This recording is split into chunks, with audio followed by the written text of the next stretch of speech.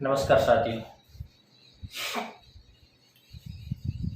Atlantic महासागर से एक दुखद समाचार इस समय पूरी दुनिया के सामने आए हैं।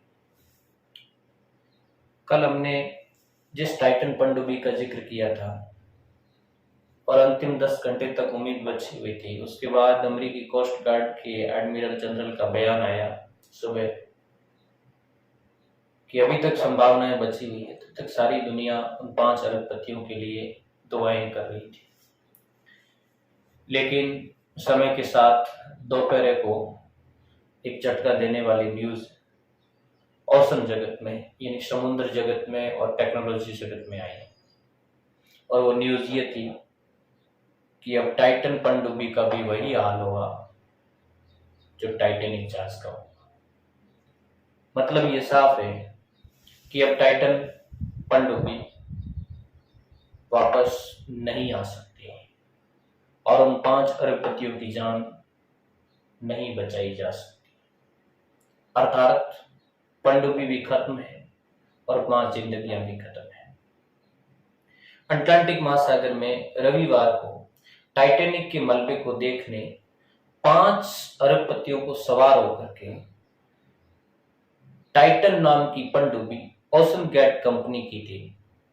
स्वयं ओशन गेट कंपनी के सीईओ स्टैक्टन रस भी उसके अंदर सवार थे। इन 5 लोगों को लेकर रविवार को वो पनडुब्बी गहरे समुद्र में उतरती है और जो उसके ऊपर समुद्री जहाज फ्रिंस उसकी निगरानी कर रहा होता है।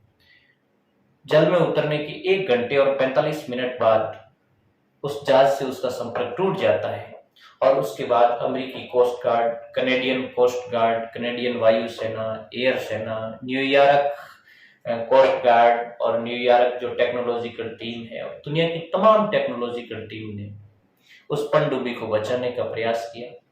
4 दिन तक अथक प्रयास के बावजूद भी कोई सफलता हाथ नहीं लगी और आज दोपहर यूएस की कोस्ट गार्ड के एडमिरल प्रमुख ने इस बात का ऐलान किया कि टाइटन पनडुब्बी खत्म हो चुकी है और 5 जिंदगियां खत्म हो चुकी हैं।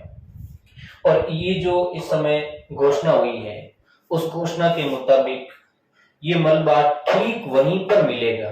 हालांकि अभी मिला नहीं है, सोनार सिस्टम के द्वारा कुछ ऐसी तरंगे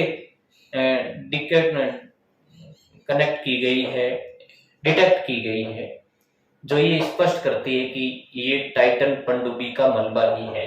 और वो जो सोनार की तरंगे हैं, उनमें ये स्पष्ट पता चला है कि जहां टाइटैनिक का मलबा पड़ा है उस मलबे से ठीक आगे की साइड में, टाइटैनिक के मलबे के आगे की साइड में करीबन 1600 फीट की गहराई के अंदर इस पनडुब्बी का हिस्सा मिल सकता है। और ऐसी कंडीशंस के अंदर अब साफ हो चुका है कि अब मलबा मिलना तो बहुत दूर की बात है, अब उन्हें बचाने के लिए प्रयास भी धीरे धीरे, अर्थात उसको खोजने के प्रयास भी धीरे धीरे खत्म होते जा रहे हैं।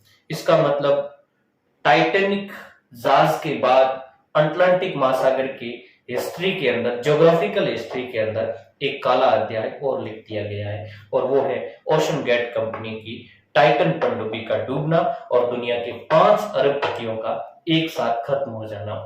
हमने पिछली क्लास में भी बताया था, दुनिया के 5 अरबपति जिसके अंदर पाकिस्तान के शाहजाद दाऊद और उसके बेटे सुलेमान यानी पिता और पुत्र दोनों एक साथ थे।